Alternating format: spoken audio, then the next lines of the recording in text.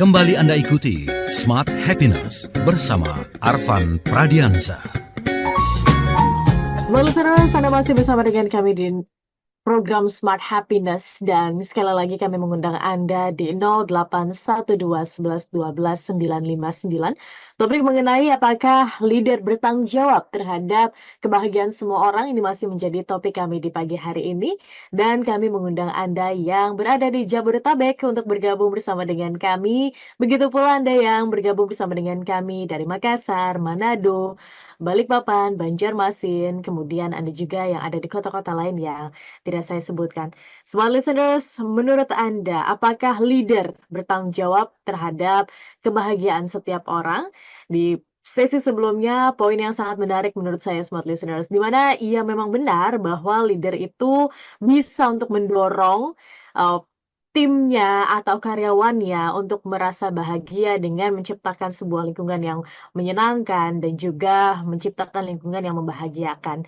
Namun, apakah menjadi bertanggung jawab? Nah, itu kan jadi pertanyaan lagi begitu kan. Apakah iya tanggung jawab? Ternyata enggak loh, karena itu merupakan tanggung jawab kita masing-masing sebagai manusia. Namun, Pak Arfan, izin untuk dijawab pertanyaan saya di sesi sebelumnya. Indikasinya seperti apa? Karena ini kan nggak mudah begitu kan ya, Pak Arfan. Melihat bagaimana karyawan kita apakah real happy, apakah dengan mereka tertawa saja itu mengindikasikan mereka happy, ataukah ya, at least saya sudah memberikan, kebutuhan dasar atau primer needs mereka terpenuhilah. Apakah itu juga menjamin kebahagiaan? Bagaimana seorang leader tahu bahwa, "Oke, saya sudah menciptakan, lingkungan yang bahagia di sini?" Silakan Pak Arfan. Ya, terima kasih banyak, Tasya. Ini pertanyaan yang bagus sekali ya. Jadi, leader harus bertanggung jawab untuk menciptakan lingkungan kerja yang kondusif, lingkungan kerja yang positif, lingkungan kerja yang kolaboratif, lingkungan kerja yang optimis, yang militan, yang bisa mencapai target, yang bisa membuat semua orang itu merasa bermakna bekerja di perusahaan gitu. Nah, leader harus mengupayakan itu karena memang tanggung jawabnya sampai di situ gitu. Ya, sama saja kayak seorang kepala rumah tangga, ya seorang suami katakanlah gitu ya. Seorang suami itu harus memastikan bahwa anak dan istrinya itu kebutuhan pokoknya terpenuhi, kebutuhan emosionalnya terpenuhi, ya, kebutuhan untuk dihargai, didengarkan, dilibatkan dalam apapun yang terjadi di rumah. Tapi kalau istri kita tidak bahagia, kalau anak kita tidak bahagia, itu bukan tanggung jawab kita gitu. Itu tanggung jawab mereka gitu. Jadi saya juga tidak bisa membuat istri saya itu bahagia gitu. Nggak bisa. Yang bisa saya upayakan adalah saya memastikan bahwa semua kebutuhannya terpenuhi, baik kebutuhan dasar untuk hidup maupun kebutuhan emosional dan kebutuhan spiritual. Itu tugas kita memastikan gitu. Dengan tentunya kalau kita bicara di dalam konteks perusahaan ya dengan berbagai indikasi, ya indikasinya apa saja gitu. Nah, kalau nanti kan minggu depan nih saya mau bikin workshop di Hotel Fairmont nih untuk yang ketiga kalinya nih Tasya. Judulnya kan adalah Leading with Happiness. Ya, di mana para leader itu nanti akan mendapatkan yang namanya 5 happiness skills. Ada 5 tuh happiness skills yang akan dipelajari oleh leader untuk bisa menciptakan itu gitu. Nah, 5 happiness skills itu apa saja? Salah satunya misalnya adalah leader itu harus bisa memenuhi kebutuhan orang untuk diapresiasi. Kebutuhan orang untuk diuongke gitu. Kalau orang Jawa bilang itu diuongke, diorangkan gitu. Tentu nanti ada caranya, ada skillsnya, ada toolsnya. Leaders harus memenuhi kebutuhan orang untuk didengarkan gitu. Ini kan yang kaitan sama happiness semua nih. Hmm. Ya. Kebutuhan untuk didengarkan, dipahami, dimengerti gitu. Karena semua orang membutuhkan itu. Kalau dia tidak mendapatkan kebutuhan itu, dia akan semangat kerjanya akan turun dan dia akan mungkin berpaling ke tempat lain yang mau memberikan kebutuhan-kebutuhan seperti itu. Leader juga harus mampu memberikan kebutuhan setiap orang itu untuk dilibatkan dalam pengambilan keputusan misalnya yang terkait dengan dirinya, terkait dengan pekerjaannya. Jadi bukan hanya menjadi orang yang disuruh, tapi orang yang diajak bicara, diajak diskusi, diajak terlibat dalam pengambilan keputusan yang signifikan terhadap pekerjaannya gitu. Ya, leader juga harus bisa memastikan bahwa semua orang itu merasa dipercaya sehingga mereka bisa bekerja dengan sepenuh hatinya kalau dia dipercaya. Leader harus mau berbagi. Jadi nanti ada skillsnya gitu, ada 5 skills yang akan kita pelajari gitu. Ya, leader juga harus memastikan bahwa semua orang itu merasa didukung ya secara emosional, secara spiritual gitu. Nah, itu nanti ada indikator-indikatornya, ada 5 paling tidak indikator yang dibutuhkan gitu. Itu yang harus dipenuhi oleh seorang leader ya. Tetapi apakah dengan memenuhi itu kemudian membuat anak buahnya bahagia? Ya susah dong gitu ya. Karena setiap orang punya ukuran yang berbeda, yang kadang-kadang sangat personal, yang tidak bisa dipenuhi gitu. Tapi ketika secara umum leader sudah memastikan aspek-aspek emosional dan spiritual dari setiap orang itu terpenuhi, dengan kata lain kita sedang bicara mengenai happiness and well-being gitu ya. Ya itulah tugas seorang leader. Leader harus tahu itu. Kalau dia nggak tahu itu dia salah. Tapi kalau dia sudah tahu itu, dia melakukan itu, kemudian mengupayakan terciptanya lingkungan kerja yang betul-betul kondusif, kolaboratif, militan, meaningful, tapi anggotanya justru berpikir yang lain, yaitu tanggung jawab mereka sendiri gitu. Dengan kata lain, tolong sekali lagi dibedakan antara menciptakan, memikirkan, menciptakan lingkungan yang kondusif dengan bertanggung jawab terhadap kebahagiaan setiap orang.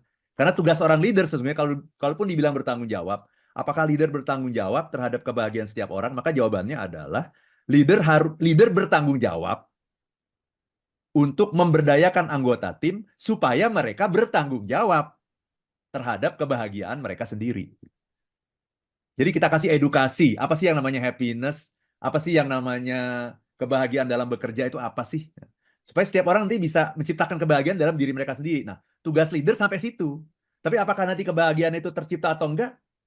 Ya serahkan pada mereka gitu. Dan ketika mereka tidak mencapai kebahagiaan di tempat kerja, mereka tetap bertanggung jawab gitu.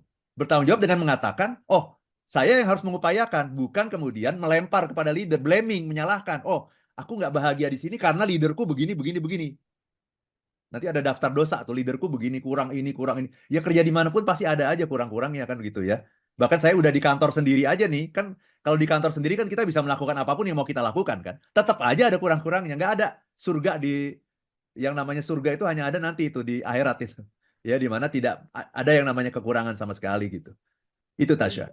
Baik, di antara para pencari kerja begitu ya Pak Arfan, sepertinya sudah jadi rahasia umum ketika kantornya menyenangkan, ada playground di situ, bahkan ada tempat pijat segala macam.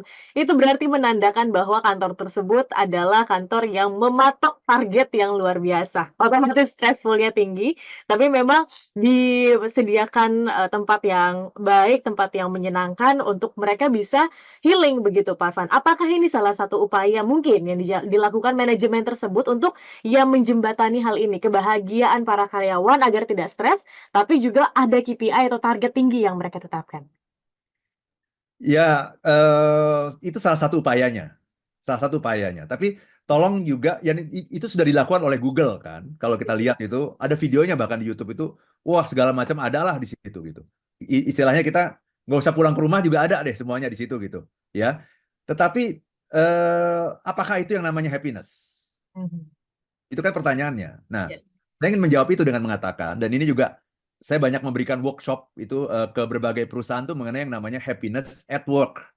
Banyak orang yang menyangka happiness at work itu terjadi kalau perusahaan itu menyediakan tempat-tempat seperti itu. Ya ada playgroundnya, ada tempat fitnessnya, ada tempat saunanya, ada tempat masasnya, ada tempat buat orang main musik lah, berkreativitas, olahraga segala macam gitu. Itu kan mengacu kepada yang dilakukan oleh Google di Amerika kan. Saya ingin mengatakan ya, itu baru yang namanya pleasure. Apakah itu happiness? Bukan, itu pleasure namanya. Nah, pertanyaan berikutnya kalau begitu adalah, kalau gitu rumus happiness itu apa? Nah, rumus happiness itu kan kebahagiaan ya. Kalau pleasure itu kan kesenangan. Itu kan pleasure. Yang diberikan oleh playground itu apa sih? Pleasure kan. Nah, rumus happiness itu apa? Happiness itu adalah pleasure dikali meaning. Jadi yang harus dicapai sesungguhnya oleh setiap perusahaan itu adalah meaning-nya apa gitu. Kalau kita bicara mengenai kebahagiaan di tempat kerja itu, setiap orang yang bekerja di kantor kita itu, yang menjadi anggota tim kita itu, harus punya meaning. Meaning-nya apa? Makna mereka bekerja itu apa? Apakah bekerja itu hanya cari uang? Apakah bekerja itu adalah membangun hubungan, networking? Atau apa gitu? Itu harus kita gali. Kalau orang sudah mencapai meaning-nya, dan meaning yang paling tinggi adalah spiritual. Spiritual meaning, apa itu? Ketika setiap orang yang bekerja itu merasa bahwa mereka berkontribusi untuk menciptakan kehidupan yang lebih baik, berkontribusi untuk menciptakan masyarakat yang lebih berdaya, berkontribusi untuk meningkatkan peradaban di dunia ini, civilization, dengan cara bekerja. Nah, kalau udah nyampe ke situ, berarti lengkap lah, ya sudah pleasure-nya ada, kemudian meaning-nya ada. Nah, itulah yang nanti akan menciptakan happiness. Ya, maka pertanyaannya, kalau pleasure itu lebih gampang dilihat gitu, ya kasat mata gitu. Kalau meaning itu tidak kasat mata. Nah, ini perlu kita masuk nih ke dalam mindset kita. Makanya saya juga punya workshop, misalnya ada happiness at work, ada lagi misalnya workshopnya adalah ini, Tasya, eh, meaning of work. Hmm. The meaning of work. Apa itu makna bekerja? Kita gali itu, karena kalau ditanya orang makna kerja apa sih?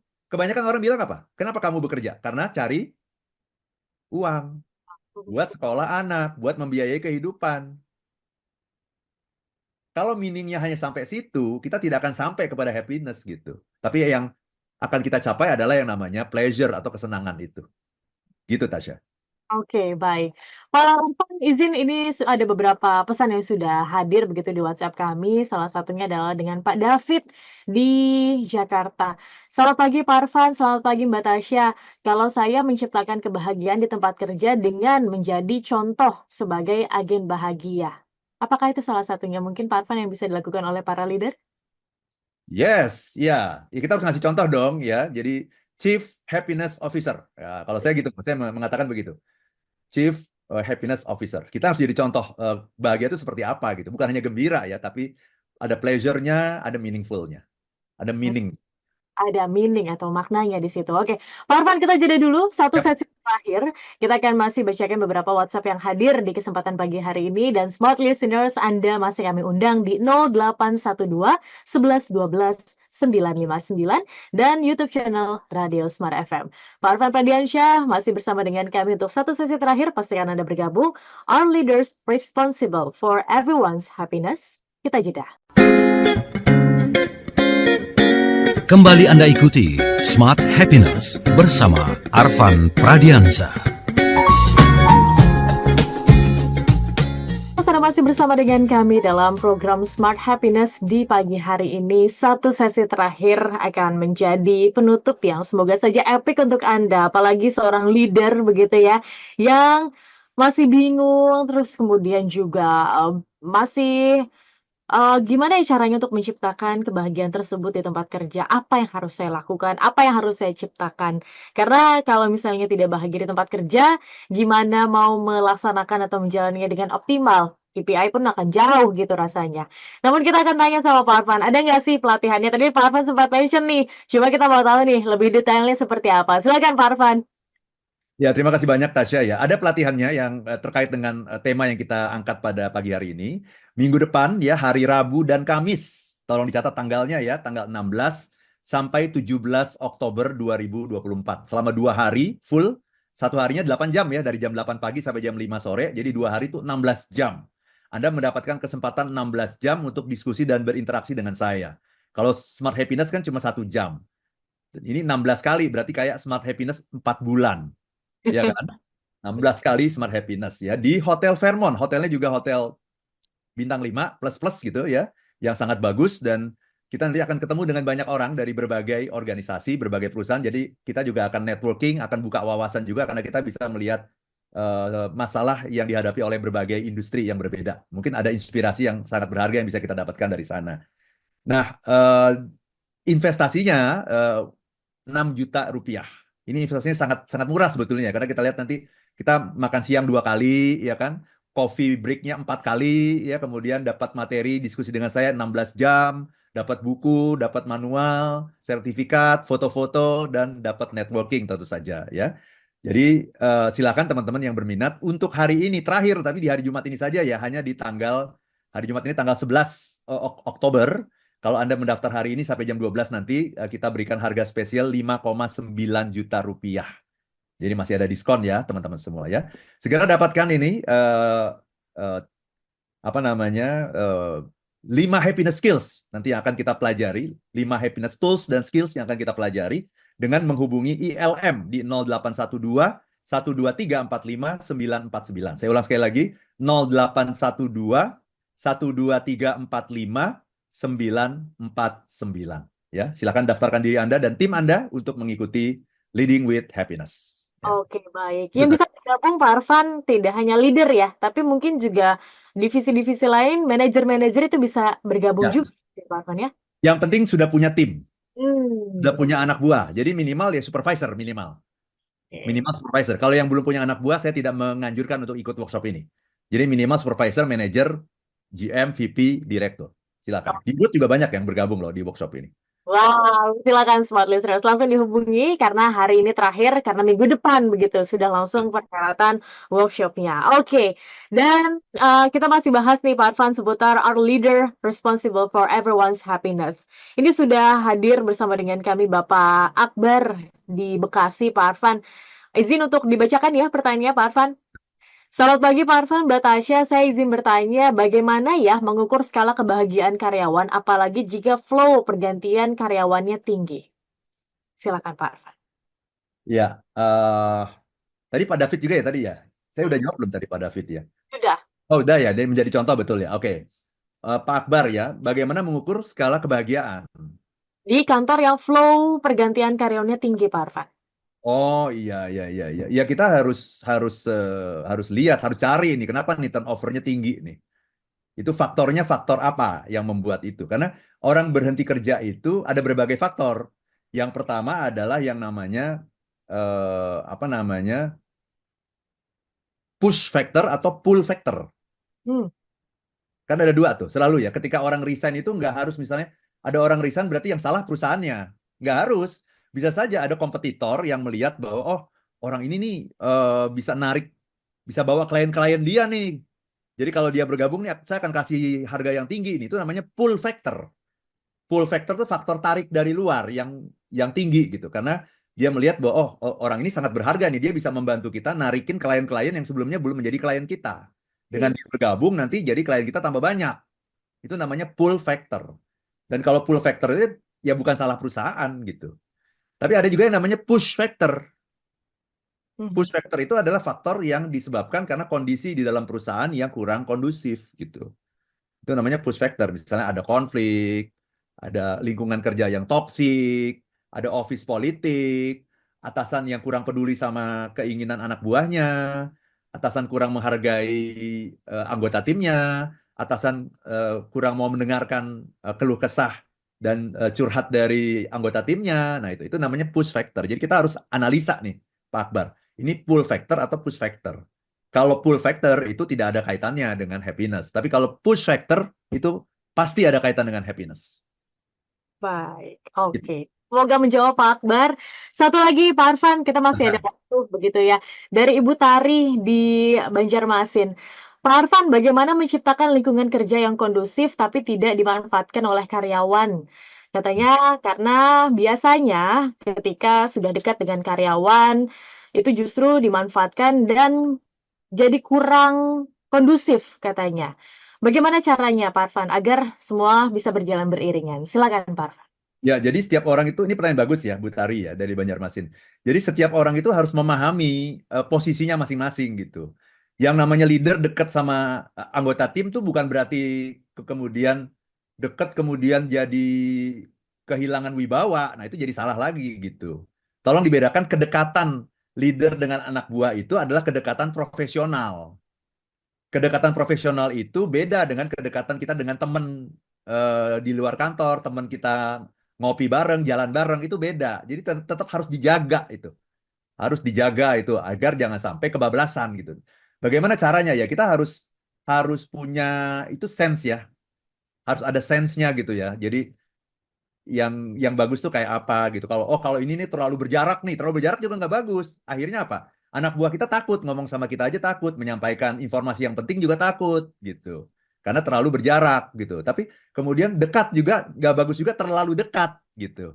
Karena sudah akhirnya menyalahi apa namanya pakem-pakem dalam yang namanya profesionalisme gitu. Akhirnya jadi nggak karuan gitu. Jadi, nah itulah yang perlu kita pelajari. Itu. Makanya nanti kalau Anda ikut workshop ini dengan 5 happiness skills itu, ada 5 nih happiness skills yang sangat penting, membuat Anda dekat dengan karyawan tapi tahu batasnya. Dekat tapi tidak terlalu dekat gitu. Karena yang membuat bahaya itu bukan dekatnya tapi terlalunya. Karena terlalu itu berarti udah nggak cocok ininya nih, apa namanya, dosisnya udah kelebihan gitu, dosisnya itu. Jadi kita bicara dosis. Nah, caranya gimana? Supaya dekat itu gimana caranya? Terapkan 5 happiness skills ini. Terapkan 5 ini, Anda akan dekat tapi tetap dalam posisi yang aman gitu. Karena kita bicara profesionalisme. Profesionalisme itu bicara mengenai target memang. Itulah bedanya dengan pertemanan. Makanya ada orang kan yang mengatakan itu. Ada teman saya yang mengatakan, kok Pak Arfan ini sebagai teman saya dan ketika bekerja bersama dalam satu perusahaan kok beda ya. Sebagai teman itu sangat ramah, sangat baik, nggak ada tuntutan apapun. Tapi ketika bekerja bersama dalam perusahaan kok Pak Arfan banyak tuntutannya gitu kepada saya. Ya iyalah saya bilang. Ya, kalau sebagai teman kan kita nggak ada tuntutan kan, kita cuma jalan bareng, ngopi bareng, nggak ada tuntutan. Begitu pulang ya ngerjain urusan masing-masing. Tapi ketika kita ada di kantor yang sama, nah ini makanya bekerja sama teman tuh kadang-kadang seninya di situ. Ketika bekerja di kantor yang sama, ya masing-masing menuntut. Karena yang ada dalam kantor itu tuntut menuntut kan. Anak buah menuntut perlakuan yang baik, gaji yang maksimal, sementara leader menuntut kinerja yang maksimal. Kenapa leader menuntut kinerja yang maksimal? Karena leader juga dituntut sama customer.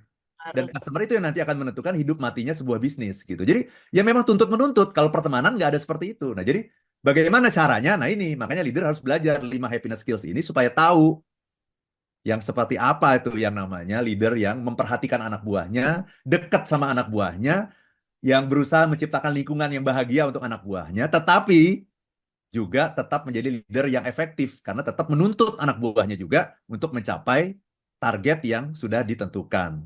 Ya, target KPI yang sudah disepakati bersama sebelumnya, sudah dijanjikan. Itu jangan sampai lupa gitu. Jadi balance, nah disitulah menciptakan leader yang balance antara demanding dan caring. Menuntut tapi juga peduli. Oke. Baik, Pak Arfan. Ini menarik sekali pembahasannya. Semoga bisa dituntaskan nanti ya, Smart Listeners, di workshop yang Pak Arfan adakan. Jadi, kalau Anda ingin mendapatkan lebih detail, lebih deep lagi, lebih dalam lagi, langsung ikutan workshopnya dan hubungi kontak yang tadi sudah Pak Arfan sampaikan. Atau Anda bisa hubungi langsung ke Smart FM, nanti akan kami informasikan. Oke, Pak Arfan, terima kasih untuk insight-nya di pagi hari ini. Kita ketemu lagi minggu depan ya. Siap. Oke, baik. Smart Listeners, terima kasih juga untuk Anda yang sudah bergabung bersama dengan kami di pagi hari ini. Kita harus tutup program Smart Happiness di pagi ini. Kita akan berjumpa di minggu depan. Akhir kata, saya Tasya Rustama. Dan saya Arfan Pradiansyah. If you wanna be happy, Be happy now.